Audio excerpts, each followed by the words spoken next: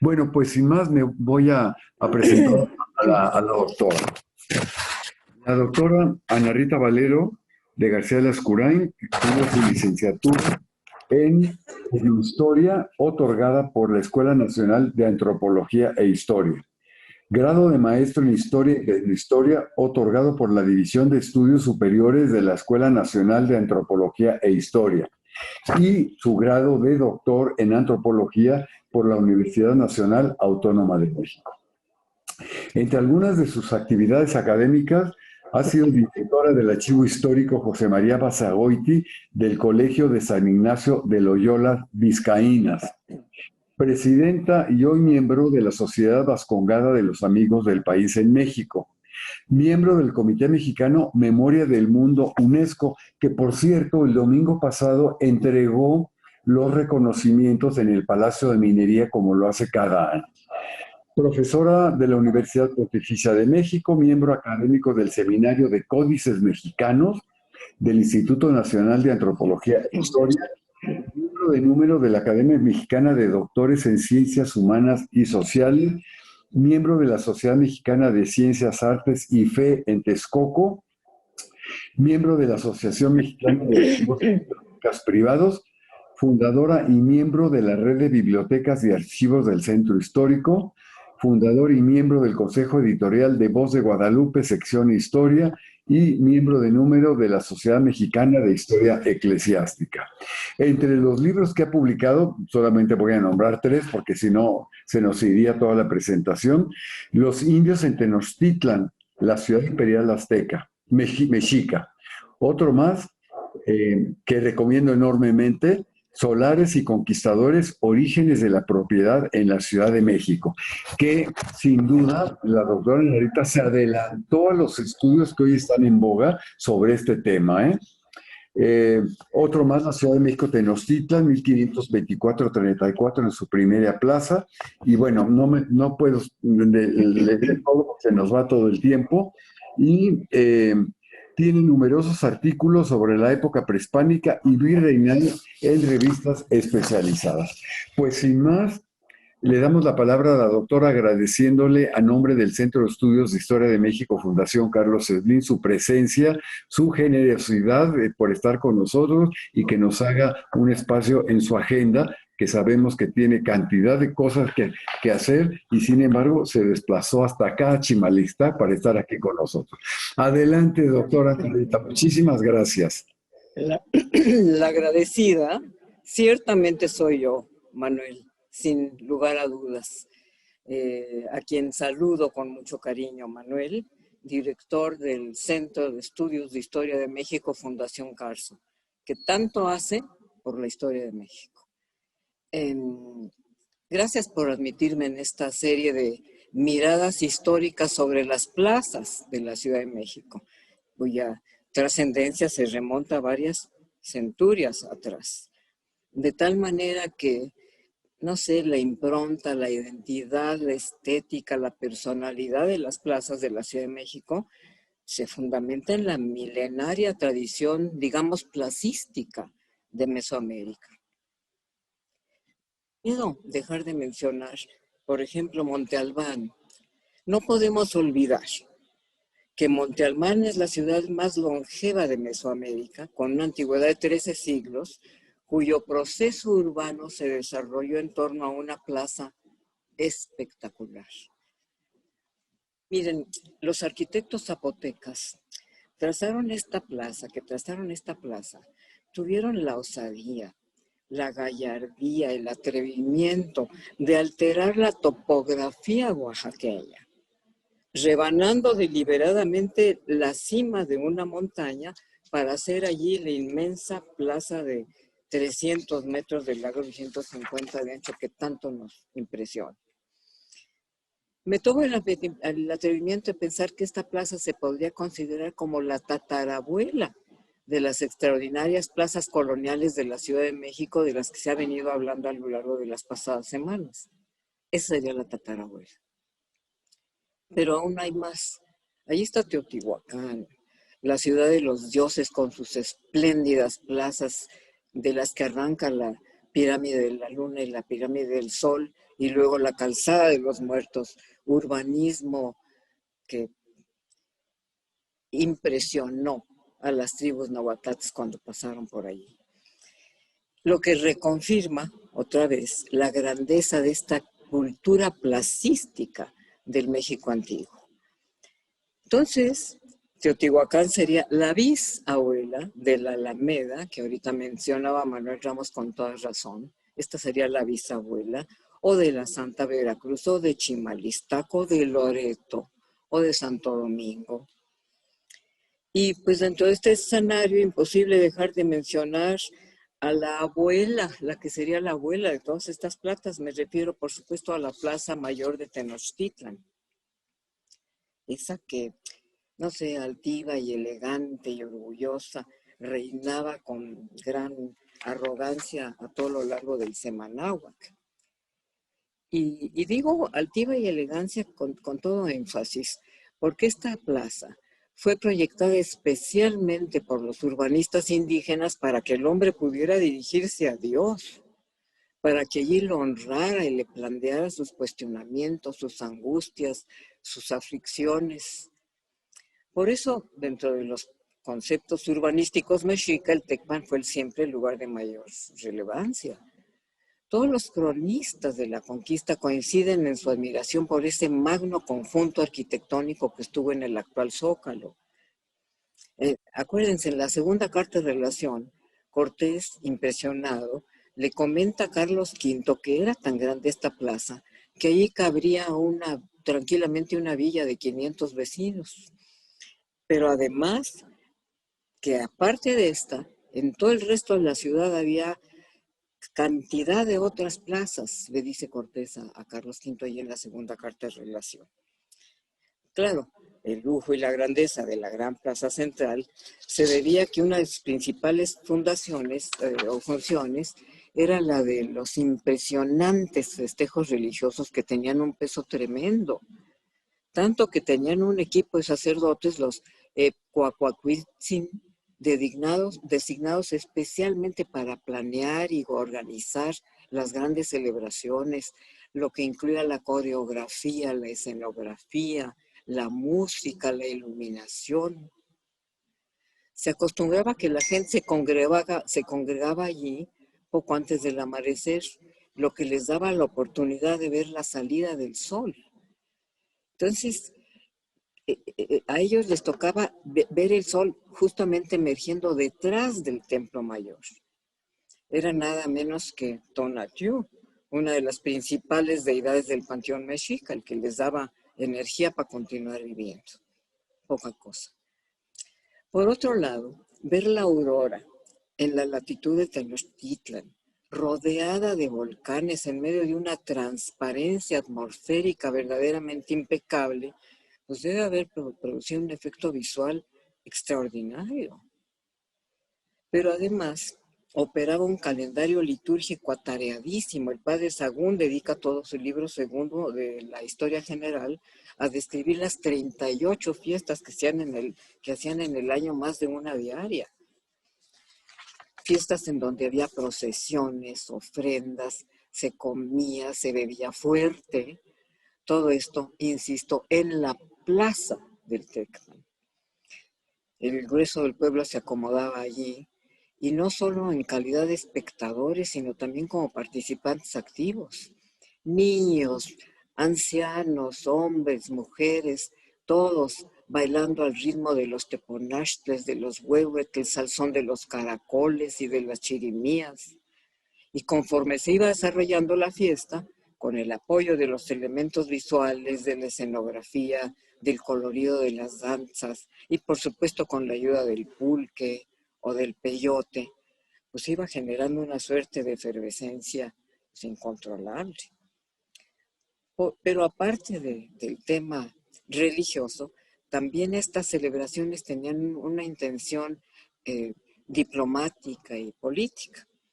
Entonces, lo que quiero poner a la consideración de ustedes es el papel multifacético de la Plaza Central. Sin embargo, pues todo esto, toda esta grandiosidad, toda esta magnificencia, llegaría a su fin el día del señor San Hipólito, martes 13 de agosto de 1521, cuando la orgullosa reina del Semanáhuac, desgarrada y sometida, dejó de llamarse para siempre Tenochtitlan. A pesar de lo cual, terca y resistente, tanto la ciudad como la plaza no murieron, sino que como una suerte de ave fénix resurgieron de sus propias cenizas. Es a partir de entonces cuando se funda la nueva Ciudad de México, una utopía urbana que se va a trazar bajo la inspiración de León Battista Alberti, atendiendo a los 10 libros de arquitectura de Vitruvio, el gran arquitecto romano del siglo I. Lo menciono porque una de las exigencias urbanísticas de Vitruvio era la de dotar a las ciudades de plazas.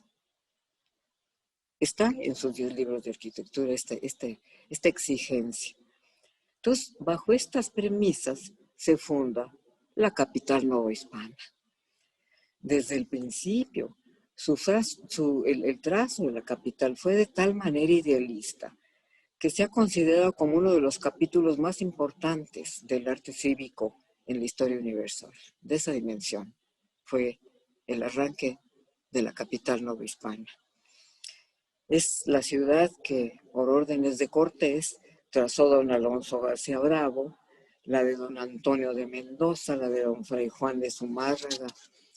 Es aquella ciudad de vanguardia durante la cual la Plaza Mayor de Tenochtitlan se transfigura desde sus cimientos, dando lugar a otras vocaciones, otros ideales, otra espiritualidad. Y en vez del Tecpan, ahora va a estar el asiento del gobierno virreinal. Y en vez de homenajear a Tlaloc o a la Coatlicue, ahora se le daría culpa a Jesús y a María. No en balde, la Catedral de México se puso bajo la advocación de la Asunción de María.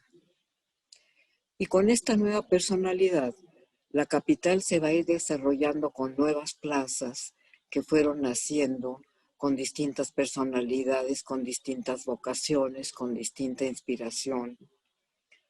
Surge entonces un interrogante: ¿cuál habrá sido la primera plaza de la nueva ciudad post-indígena?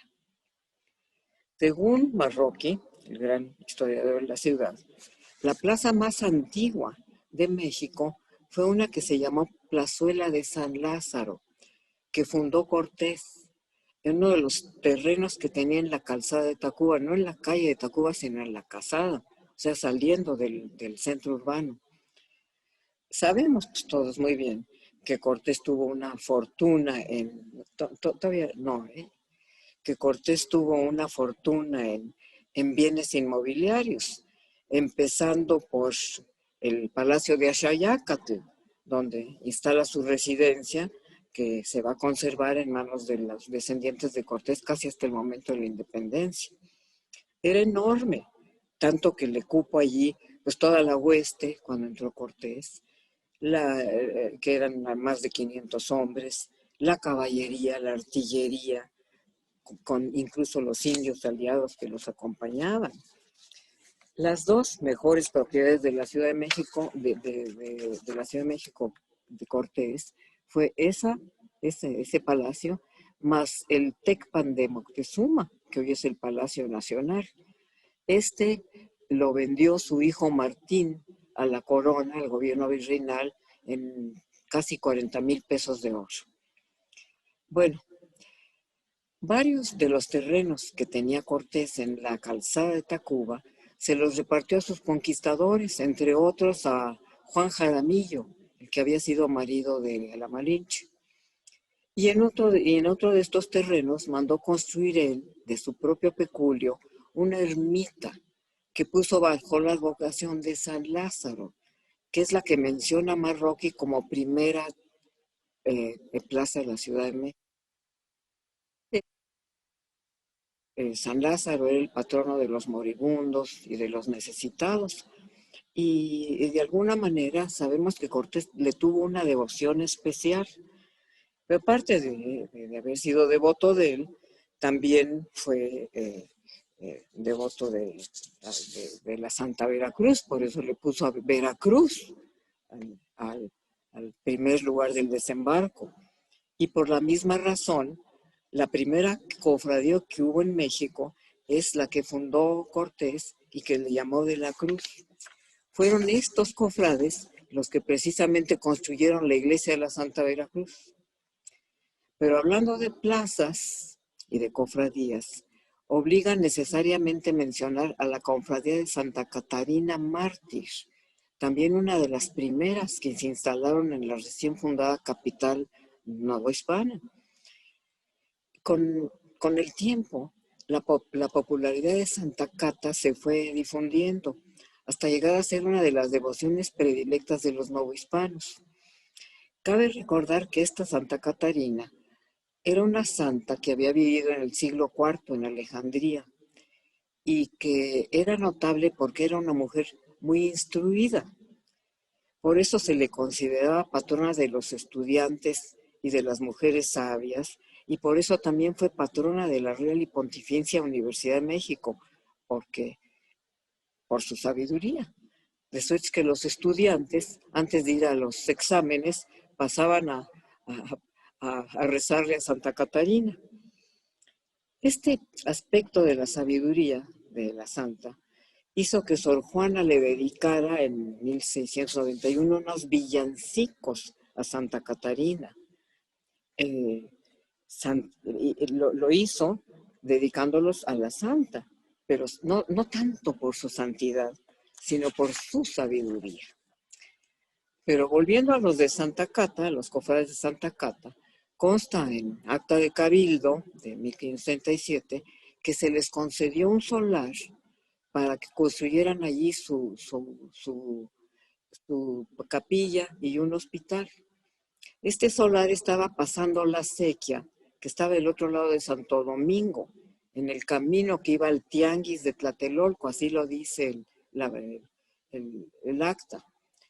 Actualmente es la calle de Brasil, esquina con Nicaragua.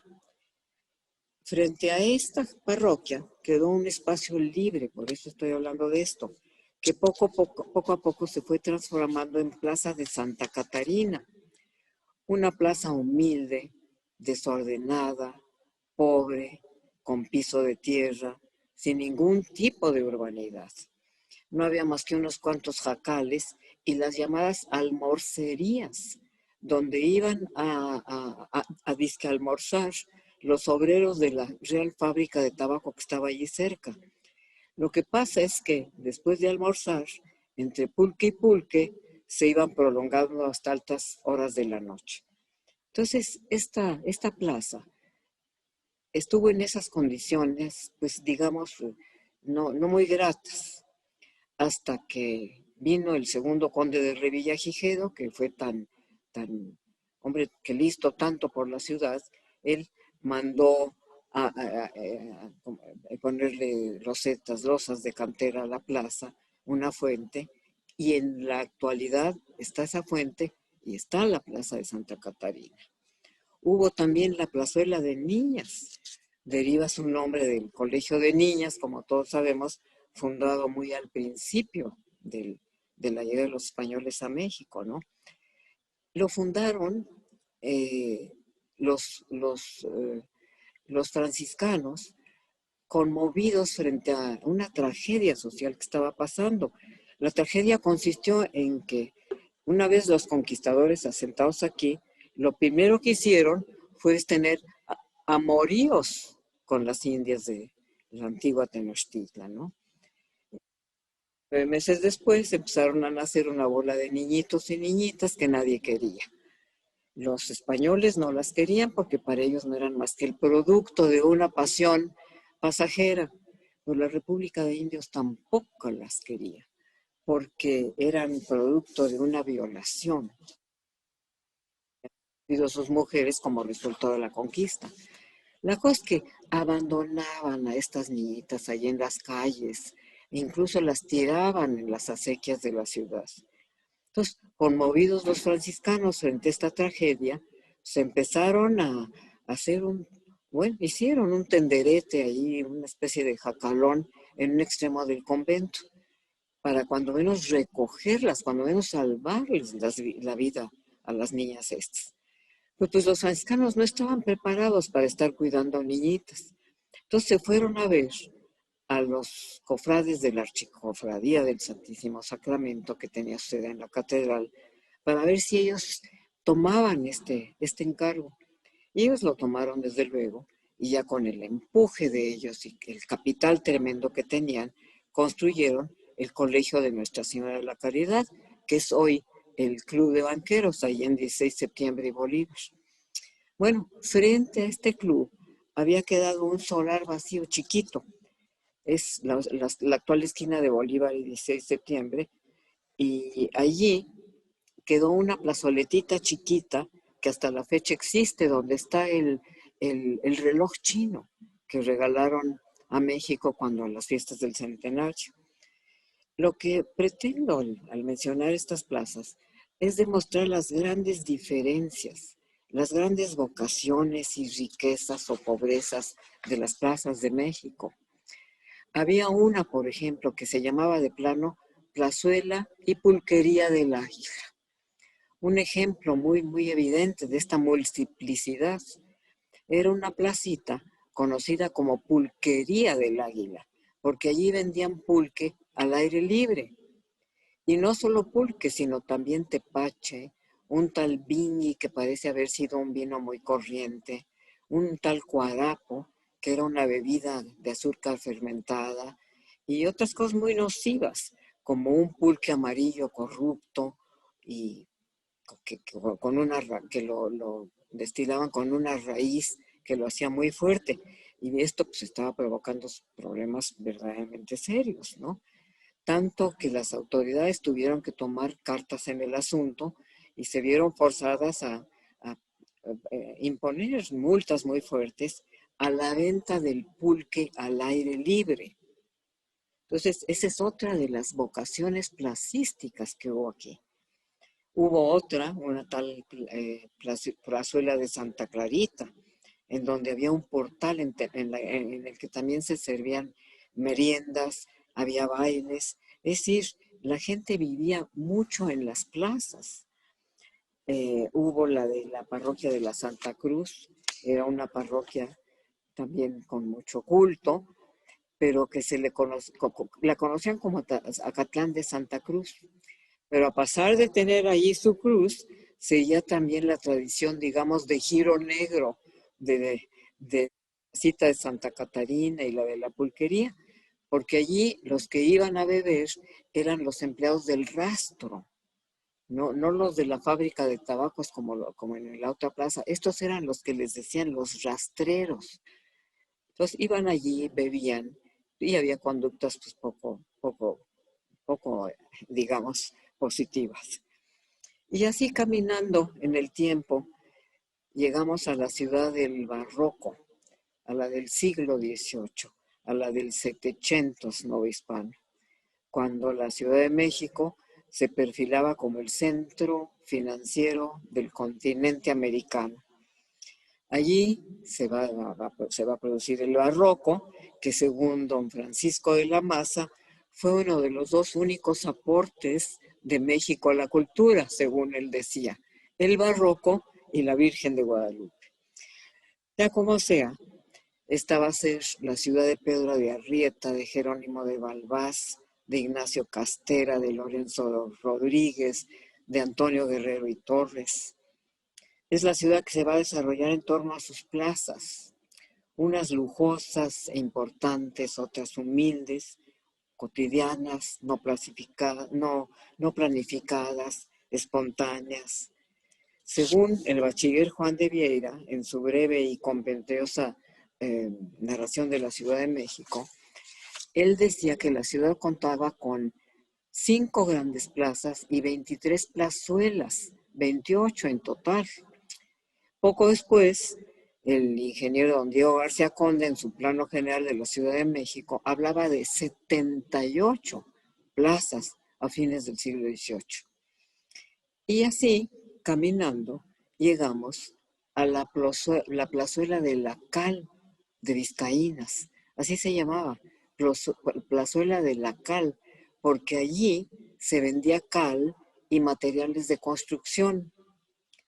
Entonces, no es difícil que precisamente como resultado del movimiento de materiales de construcción para la ola de Vizcaínas, se haya formado allí, en la parte sur de Vizcaínas, en la parte sur del colegio, una plaza conocida como Plaza de la Cal Vizcaínas.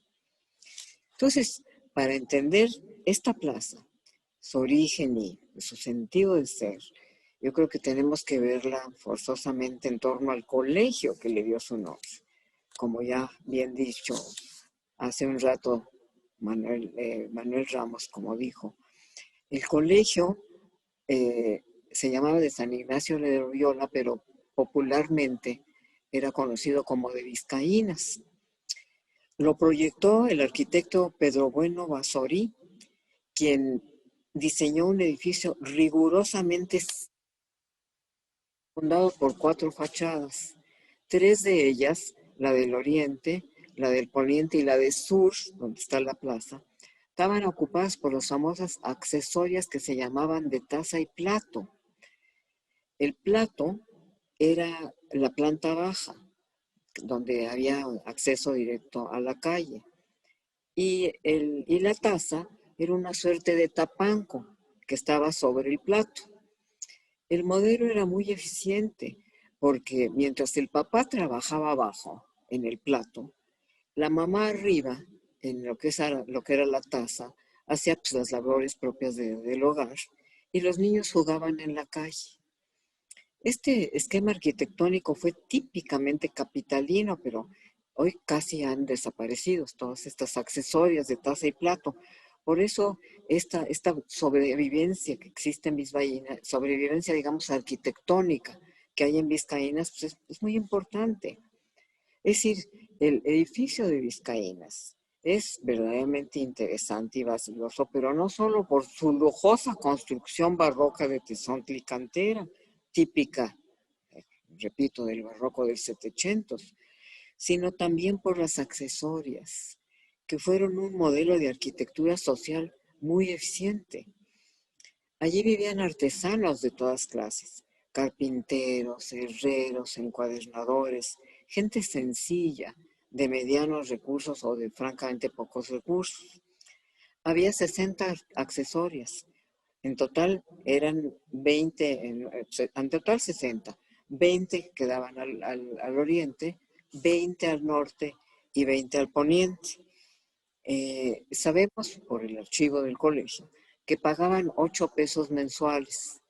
De suerte que debía de ingresarle a Vizcaínas 480 pesos, pero esto era enteramente utópico, porque la verdad es que los famosos 8 pesos pues casi no lograban cobrarlos nunca. Se cobraban con grandes trabajos o de plano no se pagaban. La fachada principal del colegio daba y da al norte. Lo que no fue casual, el arquitecto Bassorí sabía muy bien lo que estaba haciendo, porque al norte de Vizcaína se concentraba toda la actividad importante de la ciudad. El Palacio Virreinal estaba al norte, el Cabildo de la ciudad, la catedral, los grandes conventos, la Real Universidad. De manera que todo esto estaba al norte, entonces a ellos les interesaba ver al norte, no al sur, donde estaba la plaza.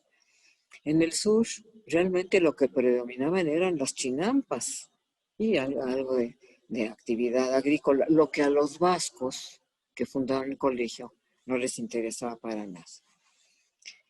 El colegio realmente fue fundado por la cofradía de Aranzazú. En otras palabras, la cofradía fue la dueña del colegio, fue la que lo concibió, lo organizó y lo pagó. Entonces, para entender el peso de las cofradías, pues hay que, no sé, mirar un poco atrás, tal vez muy en el escenario remoto del siglo XVI. La cofradía llegó a México por los evangelizadores. Este es un modelo asociativo originado en la Europa de la Edad Media. Y al principio, las cofradías mexicanas pues, caminaron dando tumbos en el crítico ambiente novohispano del siglo XVI. Pero ya para finales del siglo y en los años subsiguientes tomaron un vigor inusitado y adquirieron un papel de verdadera relevancia, al punto de que con el tiempo llegaron a tocar todos los estratos étnicos y sociales de la Nueva España. Es decir, la sociedad novohispana era plenamente corporativista, con un corporativismo que giraba en torno a las cofradías. Pero así como era corporativista, también era una sociedad muy desigual, con grandes contrastes. Contrastes que se reflejaban en las cofradías y en las plazas de la ciudad. Había cofradías de españoles y criollos, otras reunían a los mestizos, a los morenos, como decían ellos, sin olvidar las importantísimas cofradías de la población autóctona del México colonial. Para los indios, el concepto de cofradía resultó especialmente importante porque, entre otras cosas, les recortaba el calpulli prehispánico, que les daba una suerte de sentido de estabilidad y de pertenencia pues, en un escenario profundamente perturbador. Entonces se metieron mucho en las cofradías ellos. Pero además, las cofradías fueron también un elemento primordial en el difícil proceso evangelizador, ayudaron a la evangelización. Por otro lado, las cofradías también operaban muy bien en el interior de la comunidad española, porque pues desde luego les fomentaban un espíritu caritativo a los cofrades, pero además les daban un elemento de unión. Aquellos hombres que, habiendo dejado su patria, pues sufrían las inevitables angustias propias del transterrado de todos los tiempos. La de Aránzazu se funda primero como una hermandad y pronto llegó a ser cofradía y una de las más ricas del reino. Betancourt, en su Teatro Mexicano, la describe diciendo que tenía una bóveda en forma de media naranja, con su linternilla y una fachada adornada con columnas corintias de cantera. Llama la atención esto, porque en general las cofradías estaban adentro de las iglesias. Esta tenía su propia construcción. Tenía sacristía, sala de juntas y una capilla adornada con 3 retablos. El principal estaba dedicado, por supuesto, a la Virgen de Aránzazu, el del lado derecho a la Virgen de Begoña, y oigan esto, el del lado izquierdo a Nuestra Señora de Guadalupe, lo que indica que ya la cofradía se había, penetrado de la religión pues criolla y de la tierra donde estaban ellos, ¿no? Esta capilla de la cofradía siguió en uso hasta el siglo XIX, cuando a raíz de las leyes de reforma fue expropiada y se demolió, y en su lugar construyeron años después la iglesia de San Felipe enfrente de Sanborns. Allí es donde estuvo la cofradía de Aranzas. Lo que yo quería poner ante la consideración de ustedes también es que no de que fueran vascos los creadores de la obra civil más sobresaliente que se haya desarrollado en la Ciudad de México. Obra civil, Vizcaínas, con sus 10,000 metros cuadrados de terreno, con sus 25,000 metros cuadrados de construcción, fue ciertamente la fábrica más señalada del siglo XVIII. Fábrica civil, en sí. Y digo que llama la atención porque los vascos fueron solo una pequeña minoría en todo momento. Miren, está comprobado por Peter Baumann, que ustedes conocen, ese magnífico estudio que hace de los que llegaron a América y a México, los vascos eran solo el 5%. No pintaban frente a los andaluces, a los castellanos. Sin embargo, a pesar de los números tan bajos, dejaron huella. Bueno, estuvo, no sé, Francisco Piñola, que fue gobernador de la Nueva Vizcaya, o Diego de Ibarra, uno de los fundadores de Zacatecas, o Fray Juan de Zumárraga, el primer obispo de México, o don Andrés de Urdaneta, que logró, el navegante que logró el tornaviaje de Filipinas al puerto de Acapulco. Pero insisto, en todos casos era una pequeña minoría. Por ejemplo, de los 500 hombres, más de 500 que vinieron Cortés, solo 5 fueron vizcaínos, 5, o sea, nada. Sin embargo, para el siglo XVII, era el perfil del inmigrante que se viene acá y empiezan a venir vascos porque tienen un lema muy serio, un debilitamiento de la ganadería, entonces empiezan a salir más. Pero además, no hay que olvidar que Nueva España estaba generando una economía muy boyante, por eso empiezan a venir ellos. Para el siglo XVIII, acuérdense, la economía hispana estaba produciendo a todo vapor. 2/3 de toda la plata que estaba usando el mundo a principios del siglo XIX había salido de las minas mexicanas. La Casa de Moneda de México acudió 2 billones de dólares en una época en la que el mundo contaba en centavitos y 2 billones más se exportaron en lingotes. México era en aquel entonces uno de los centros financieros más fuertes del Imperio Español. Casi todos los viajeros que vinieron en el siglo XVIII hablan entusiasmados de la opulencia de la capital en la que vivían los novohispanos.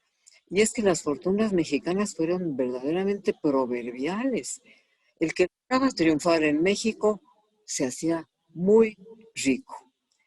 En México se comía bien, se vestía bien, al grado de impresionar a algunos europeos como Tomás Gage, que incluso los consideraba inmoderados en el vestir, porque decía que diario se vestían con sedas y brocados y sombreros lujosísimos adornados con perlas y diamantes. Pero además de comer y vestirse tan fastuosamente, disfrutaban de muchas comodidades que eran inusuales.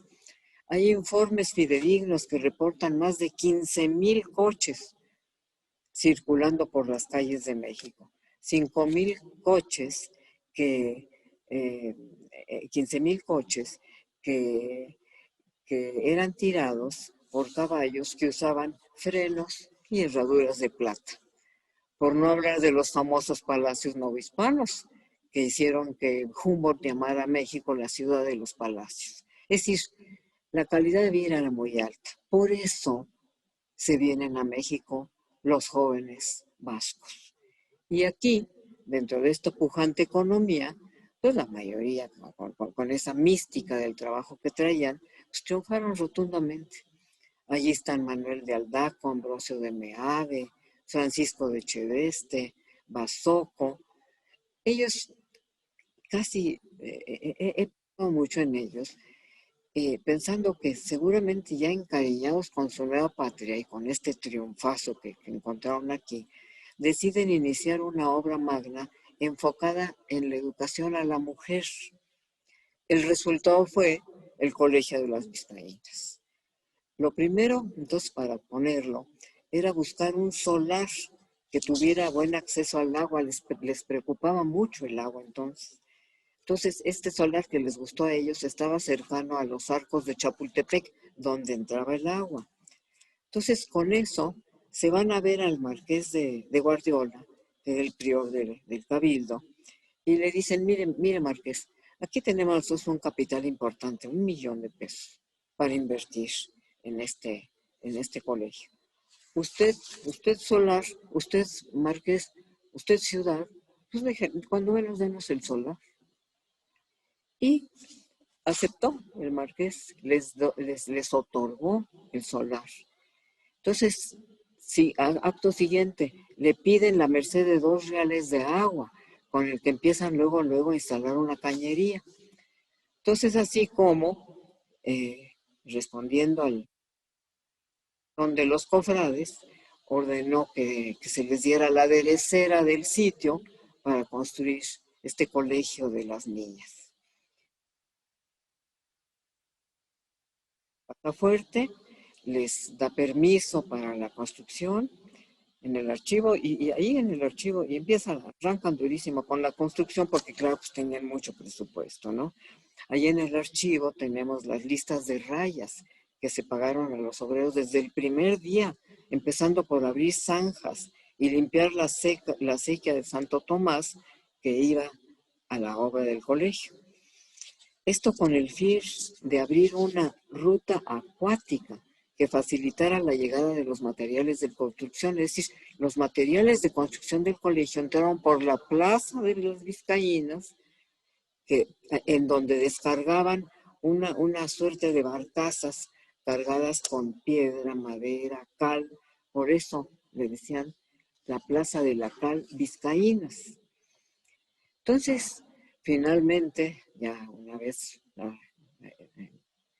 más de 18 años después, el colegio va a abrir sus puertas en 1767 con un gran festejo que fue notable en toda la ciudad. Lo primero que hicieron fue poner allí alrededor una compañía de granaderos de las milicias de blancos. Tenía que estar protegido porque iban a llegar personajes de gran altura. Acordonaron todo el área.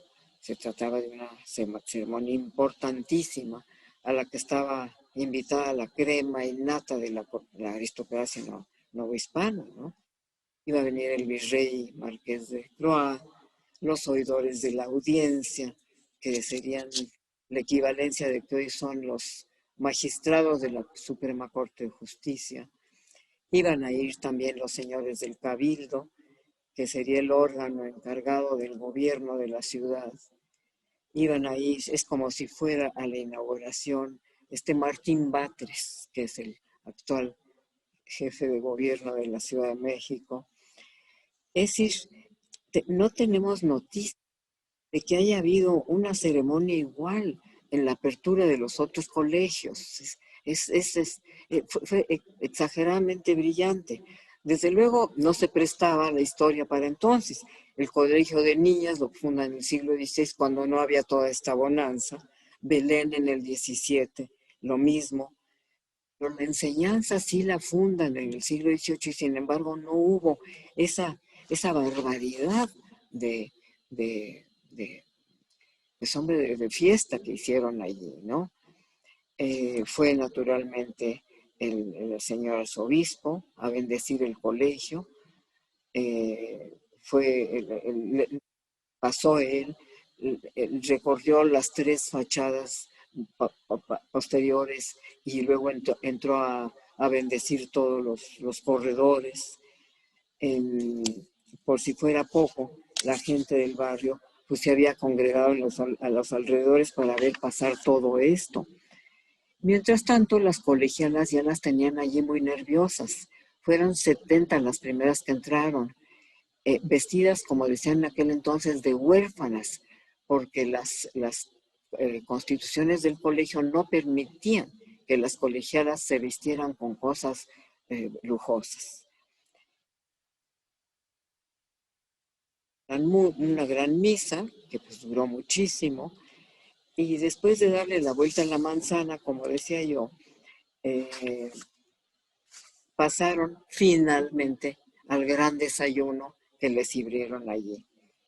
Seguramente les ofrecieron toda clase de bizcochos, como el pan de rosas que hacían las monjas de Santa Teresa, o el marquesote que horneaban en el convento de San Jerónimo, o los huevos espirituales con gorditas de cuajada, o los huevos en rabo de mestiza, o las rosquetillas de almendra o de anís, o los buñuelos de rodilla con miel de panela, o la torta de cielo, o la capa de obispo, o los cochinitos de pan de piloncillo, o las famosas empanadas que hacían en el convento de la Concepción.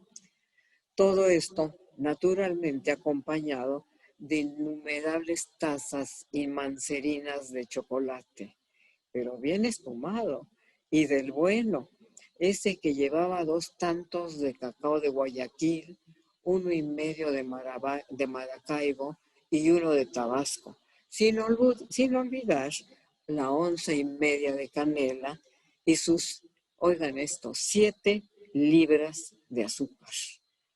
Bueno, 3 días duraron las fiestas del colegio. Fueron 3 días de fiestas solemnísimas, pero sobre todo 3 días de una verbena popular que es frente al colegio, en las calles de los alrededores, en la plazuela de atrás. 3 días en las que los clarines y los tambores y las chirimías no dejaban de sonar. Ahora que por la tarde no pararon de tirar cohetes como se acostumbraba y castillos brillantísimos de todos colores, como era la costumbre en la colonia. Por si fuera poco, el borlote seguía en la noche. Entonces, para eso colocaron cantidad de luminarias en el pretil de las azoteas para que bañaran con su luz el magnífico edificio. Costosísimas les deben haber salido a los cofrades de Aránzazu las fiestas de inauguración de Vizcaínas, lo que de alguna manera se comprende, tomando en consideración que la capital más importante del continente americano estaba festejando la apertura de su nuevo colegio de niñas. En otras palabras, fue un evento inolvidable. Cabe señalar, empero, que dentro de todo este rimbombante bullicio, dentro de toda esta juerga en la que la ciudad estaba festejando a sus niñas, las niñas ya no participaron, porque una vez acabada la misa y el desayuno, y una vez que los cofrades habían despedido al marqués de Croix, los oidores, a don Francisco Antonio de Lorenzana, una vez que todos los demás invitados se fueron yendo, en ese momento se cerró el zaguán y se estableció la clausura para siempre. Lo que significaba que de ahí en adelante ninguno de ellos, ninguno de los señores, por muy altos que fueran, podía pasar al interior del colegio. Una vez establecida la clausura, era realmente clausura la que hubo allí. El colegio era para las niñas y nada más. Entonces, a manera de conclusión,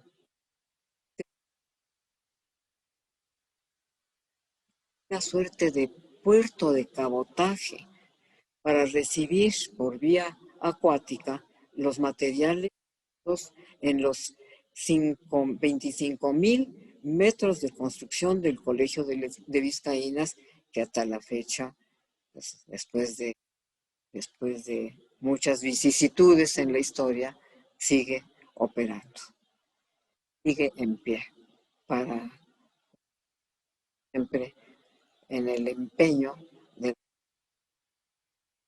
ahora, no novohispana, sino de México. Muchas gracias. Muchas gracias.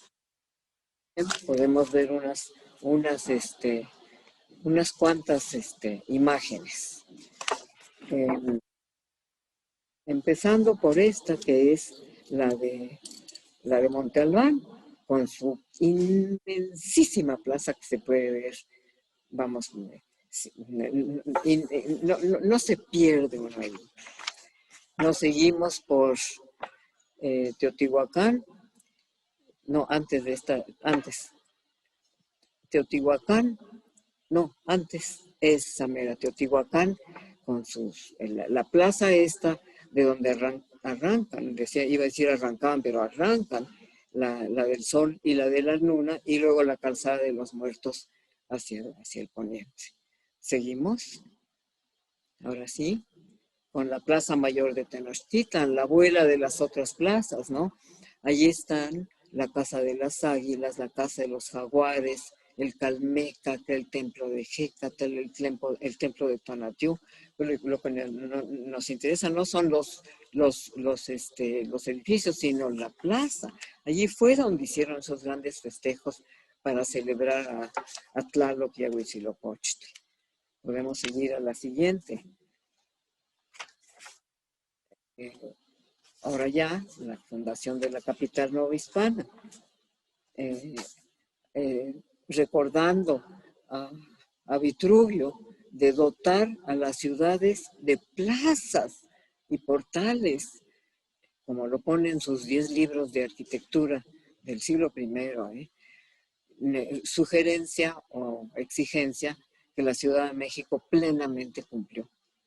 Nos vamos a la siguiente, que sería el trazo urbano de la Ciudad de México, que se ha considerado como uno de los capítulos más importantes en la historia universal.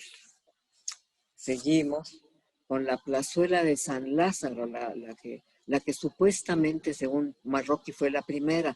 No aparece aquí, pero sí aparece la calzada de Tatacuba, que iba hacia esa placita que supuestamente financió Cortés. Y nos vamos a la siguiente, que es una suerte de imagen que se me ocurrió poner allí para tratar de imaginar, de pensar cómo pudo haber sido esta plazuela de San Lázaro. Naturalmente no creo que debe haber tenido esa torre que ya implica un cierto lujo, que para 1522 pues todavía no había en la arquitectura novohispana. De todas maneras la quise poner en calidad de una inspiración, ¿no? Y nos vamos a la de Santa Catarina, que es así, es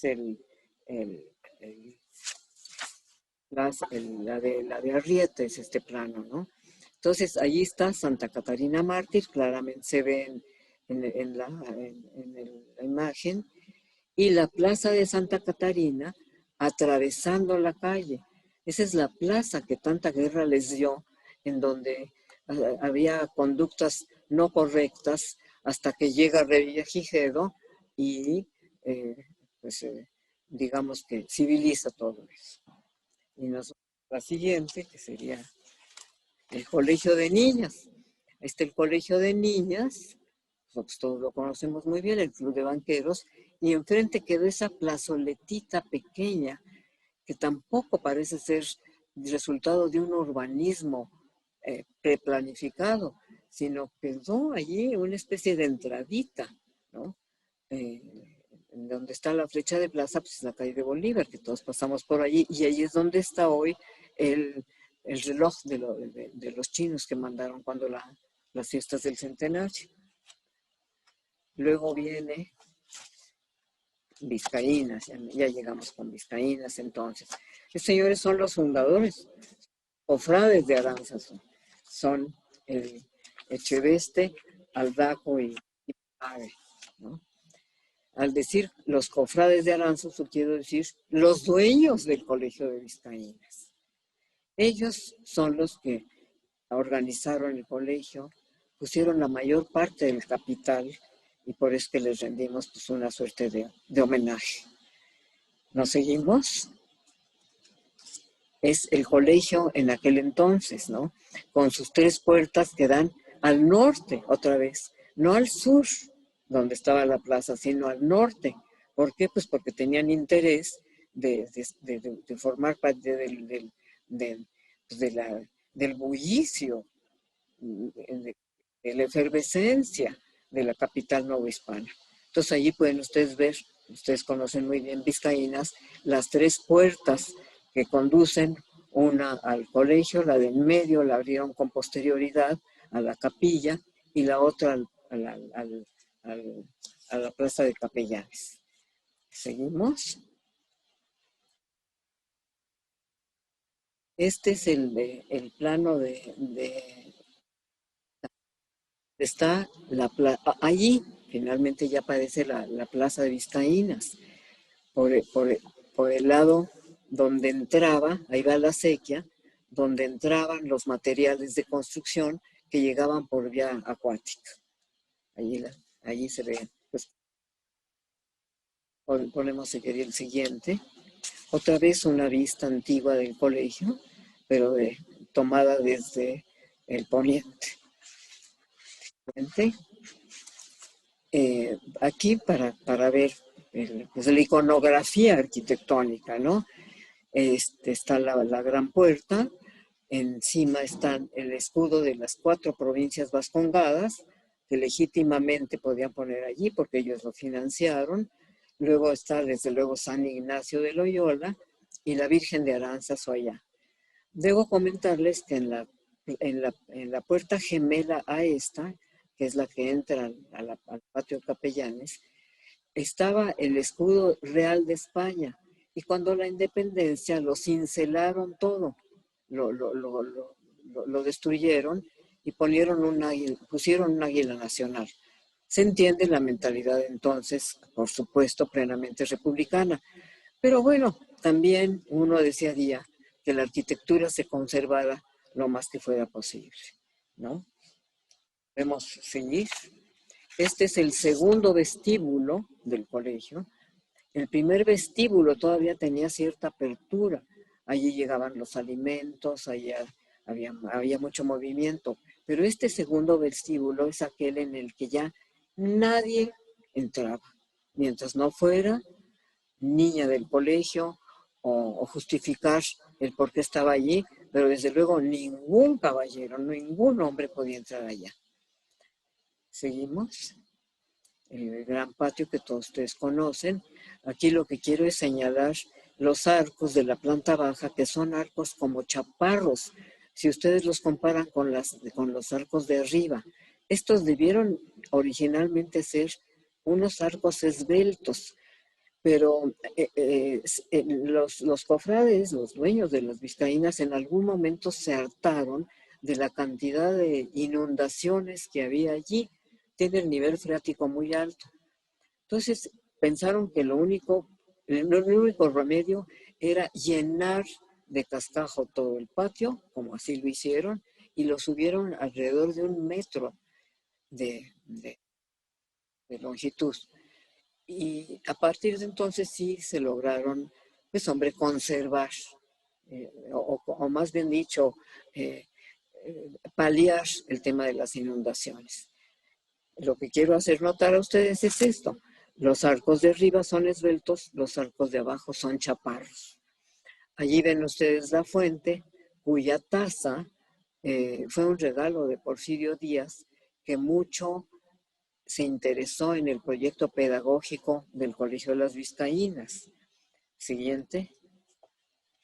Esa es la capilla, también de todos conocida, con sus retablos tan notables. Cada retablo es distinto del otro. Son obra de Jerónimo de Balbás. Podemos hacer un acercamiento ahí está. No de Jerónimo de Balbás, perdón, José Joaquín de Sállagos. Este retablo lo regaló uno de los cofrades, Agustín de Inubírrago. Pagó por él 5,500 pesos y advirtió, sin excusar gasto en la calidad del oro. O sea que eran sumamente exigentes y generosos también. Pasamos acá, es muy tierna esta imagen, ¿no? Entonces, obviamente la clase de aritmética, como se acostumbraba entonces, por medio de un ábaco. Allí tienen a las niñas muy uniformaditas, muy sentaditas, y la profesora guapa con su vestido del siglo XIX. Seguimos. Aquí viene el gran promotor del colegio, el general Díaz. Lo reconocen ahí caminando por uno de los corredores altos. Del lado izquierdo están las profesoras ilusionadísimas y del lado derecho las niñas con sus moños más ilusionadas también. El presidente, el Porfirio Díaz, acostumbraba a ir al reparto de premios. Él personalmente iba a darles a los que merecían los premios él de mano, porque como les digo, tuvo mucho interés en el proyecto pedagógico del colegio y lo favoreció mucho. Es como si ahora fuera el presidente López Obrador a dar los premios a las niñas de secundaria o de primaria o de preparatoria. Y pongo la comparación pues para ver la presencia del presidente de México allí. La otra que también me pareció, es muy simpática esta ilustración, porque es nada menos, y aunque no lo crean, la clase de gimnasia para las niñas grandes. Por favor, vean el uniforme de gimnasia, totalmente negro y además con corset. Vean las cinturitas de las niñas que están haciendo gimnasia con ese traje. Pero bueno, el colegio era muy moderno, daba clases de gimnasia.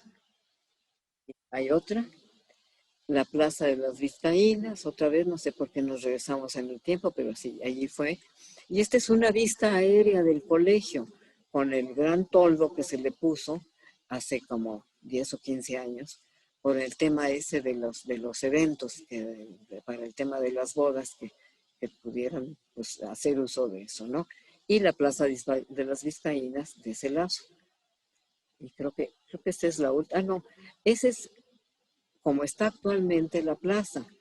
Del lado derecho vean las accesorias de taza y plato, arriba el balcón, repito, era la taza y abajo, completamente a la calle, era el plato y por eso los niños se salían muy contentos a jugar allí, no había ningún problema.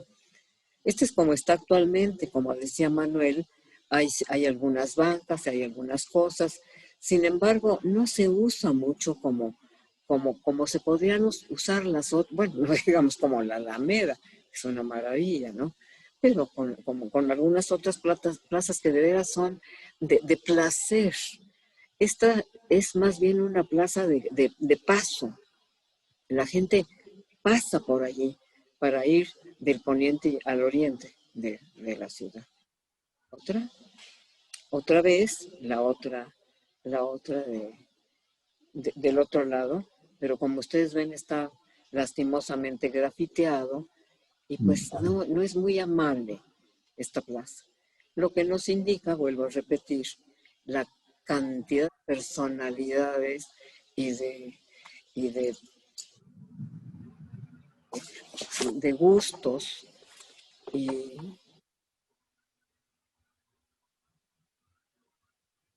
pues sí, de personalidades que tuvieron las plazas de la Ciudad de México. Muchísimas gracias, Manuel. Pues muchísimas gracias a la doctora. Tiene muchas felicitaciones, muchos aplausos por este viaje que nos has hecho realizar, porque de veras fue muy, muy interesante desde tu antecedente hasta la fecha actual. Hay varios comentarios, preguntas.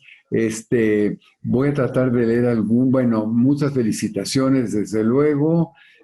Felicidades desde Vizcaínas, qué buena conferencia, qué bonita ponencia, felicidades, qué interesante conferencia. Daniel dice, por un momento me perdí en las fotografías y el tiempo que hubiera sido de vivir esas fechas históricas desde Vizcaínas. Bueno, más que nada son felicitaciones que te dan, ¿verdad? Porque no, dice Francisco Pérez Salazar, dice, fueron los vascos durante el virreinato, pero sin duda los más productivos y ricos del siglo XVIII, también generosos como Manuel Aldaco, fundador de la Cofradía de Aranzazú y apartador del oro y la plata. Felicidades a la doctora Ana Rita Valero. Gracias, arquitecto. ¿Nos podría recomendar bibliografía sobre el Colegio de las Vizcaínas y las niñas que fueron ahí reunidas? Vayan en el colegio, y aquí está presente, gracias Elena, en el colegio hay dos publicaciones muy buenas, dos libros muy buenos que hablan con todo detalle de todo el proceso, de los antecedentes hasta el siglo XX. Vayan allá Ahí lo quedar pueden con la consultar. Dice el doctor biólogo Agustín Quirós, tengo entendido que entre otras cosas los vascos controlaban gran parte de las mercancías que se transportaban en el galeón de Sí, Manila. es cierto, sí tuvieron, fueron comerciantes locales, pero internacionales también. O sea, su comercio de ellos no paró acá, sí, en efecto. Eh, el tema de la nao de China, por eso le interesaba mucho al general Urdaneta, porque querían irse al Pacífico. Sí, dice la maestra Luz María Silva, dice, nunca había visto a las plazas de Monte Albán, Teotihuacán y Tenochtitlan como las antepasadas de las actuales. Me encantó verlo así. Y Gracias. luego, dice por ahí, el doctor biólogo también dice, en este colegio estuvo la corregidora. Sí, esa es una de las cosas que nos encanta lucir. Ella entró allí, pero entró ya adulta, ¿eh? Era huérfana y ella misma hace su solicitud. Para que una niña entrara, tenía que hacer una solicitud, algún padrino o alguien que pretendía ponerla allí, una especie de fiador que se comprometía pues, a pagar las colegiaturas y todo. En este caso no hubo ningún padrino, fue ella directamente y está en el archivo histórico la carta que les manda y les dice que por favor la admitan, dice, en ese su colegio, María Josefa Crescencia Ortiz, en ese su colegio, así le dice, para quitarme de los peligros del mundo, así lo pone.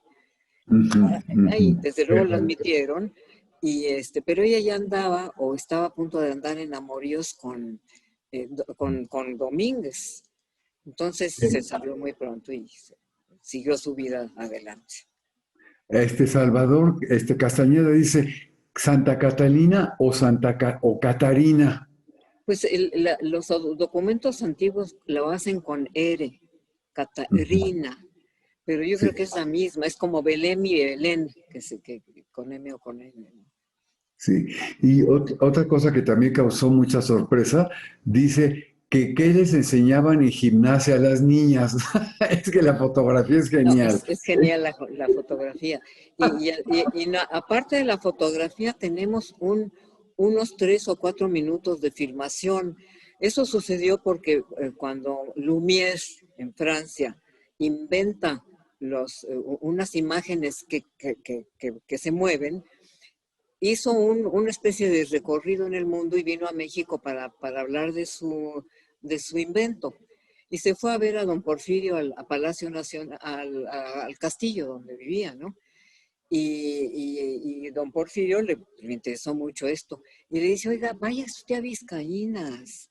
Allí está interesante para que saque usted pues un videíto, le diríamos ahora, ¿no? Por eso se fue allí Lumière. Lumière fue allá y tomó ese videíto. Entonces están las niñas haciendo como una gimnasia con esos como bastones que tienen en las manos. Mm, ujú. Sí, hay una última, dice, hay un recetario de las viandas que mencionó. Mil felicidades, extraordinaria plática. Ángel González Gamio, dice. Fíjate que es una tristeza que no tenemos recetarios de cocina.